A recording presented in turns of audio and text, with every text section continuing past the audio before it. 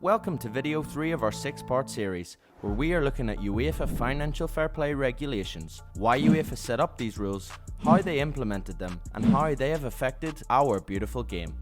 UEFA, Europe's football governing body, saw FFP implemented in 2011 with good early results on paper. But as time has gone on, the world has been able to see the symptoms of the financial regulations appear, and that hasn't exactly shown the rules in a great light. What we have seen in football in recent years is a crystallisation of the hierarchy, and the gap between some of the traditional big clubs and their mid to smaller sized rivals growing bigger and bigger. This entails a lack of competition, and perhaps most annoyingly, one or two big clubs seem to have been bending the UEFA FFP rules to their advantage, or even breaking the laws, in ways that other clubs with less income would not be able to do. This has left us wondering what UEFA wanted with these laws in the first place. With that in mind, let's talk about UEFA's own word, integrity. Does UEFA financial fair play serve to protect the integrity of UEFA competition? Let's take a closer look. If we look at it from an objective legal standpoint, then in seeking to protect the integrity of UEFA competition, FFP might actually be contravening EU competition law. UEFA themselves published that trying to stifle inflation in the form of putting downward pressure on player wages and transfer fees is a key objective of FFP. This can easily be construed as a restriction on fair competition instead of a measure to protect integrity. European competition law prohibits agreements that intend to prevent, restrict, or distort competition in the internal market. UEFA exists as the regulatory body for European football, and so it is their duty to manage competition. One side of the argument suggests that UEFA are clearly trying to control the competition within European football for their own benefit, and for that of the big clubs, not that they are trying to aid it. And the law suggests that by definition, UEFA may be acting out of line. European competition law also prohibits undertakings that are in a dominant position from abusing their market dominance. We know UEFA has a dominant position in the market of European football. The lucrative nature of the Champions League alone is enough power that even the biggest clubs have been dancing to their tune for some years now. Are they using that same power to manipulate and control the market as they see threats such as breakaway European Super Leagues on the horizon? It may appear that UEFA are doing exactly this, as with FFP they have been able to keep some of the big clubs on side. This would mean though that they are breaking laws and would not be undertaking their job correctly. You could argue that they have essentially banned the rise of new competitors in the market, or at least made it extremely difficult for them, whilst designing the same laws that do this to help the already giant clubs continue to evade the rules. Under the same EU law, however, it is accepted that an institution, UEFA in this case, could reasonably have considered that regulation, despite the effects restrictive of competition that are inherent in it, is necessary for the proper practice of football in this case. UEFA's counter-argument therefore would be that their FFP intervention was necessary for European football moving forward, in spite of any symptoms or restrictions it may have. In simple terms, this means that when necessary, the institution, UEFA, can be aware that a law may prohibit competition to an extent, but that for the industry of European football, the regulation was necessary for the sport, and that this outweighs any hindrance on competition. Do you think that FFP was necessary for football? And do you think that FFP was needed to the extent that an acceptable symptom is this decrease in true footballing competition? We aren't convinced. Thankfully for us legal rookies, the European courts have set a criteria that must be considered.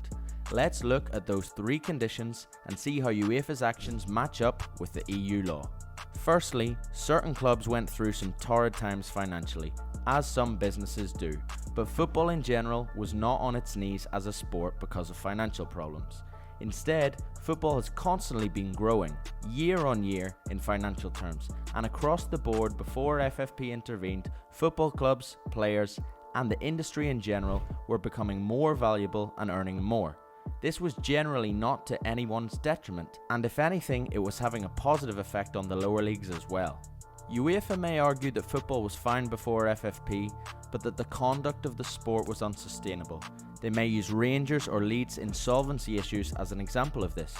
But on the other hand, there are plenty of allegations of improper conduct on behalf of clubs since and long after FFP was implemented. Therefore, you could say FFP wasn't necessary. Secondly, does the punishment match the crime? If you breach FFP, are you reasonably punished for it? This one is a grey area, as financial crimes can be hard to measure, especially if said crime has been hidden in a sports washing scheme. We'll leave this one up to you. Thirdly, the symptoms that FFP rules have created, are they proportionate to the aims pursued? You may argue that on one hand they are, because we saw a massive drop in club debts and insolvency when FFP arrived. But you could also say that they have created waves of symptoms that may not have been expected by many, as they have polarised football clubs, changed the face of European football and ruined the competition on the whole.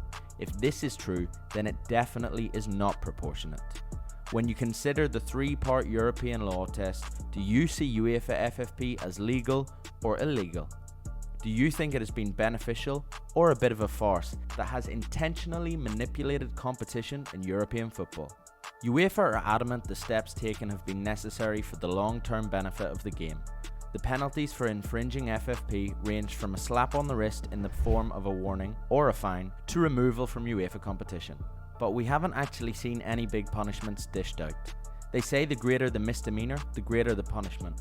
But you might argue that Man City broke a lot of rules and were not punished at all. After a few decades of FFP regulations, it will be easier to analyse whether the hierarchy in football has been crystallised, and this would strongly suggest that FFP has been bad for the integrity of European football, and therefore possibly anti-EU competition law as well. Regarding integrity in European football, it must also be mentioned that the owners of PSG are also the owners of beIN Sports, the biggest buyer of media rights from UEFA. In fact, also, 2 Deloitte employees that helped create the FFP rules were subsequently employed by Manchester City, one of whom became the club's finance director. So what does that say about integrity? The great spokesperson for FFP, former UEFA president Michel Platini, was banned from football for 8 years after an independent ethics committee said he failed to act with complete credibility and integrity. These findings may lead you to believe that FFP might not actually be what it seems. Our previous series on sports washing also alluded to the inconsistencies in UEFA integrity, and so perhaps it might not be too hard to believe that with regards to FFP, UEFA again acted in bad faith. Plus, like we mentioned in the last video, recent news might suggest the likes of Chelsea are still finding cracks in FFP years after its inception. Should FFP even be taken seriously when clubs are still finding cracks in it and it can be avoided so easily? Are these rules biased towards benefiting the top clubs? What do you think of UEFA integrity? And in terms of FFP, do you think UEFA acted with the best interests of European football at heart? Or were they just saving their own bacon and protecting their own pockets? Let us know in the comments.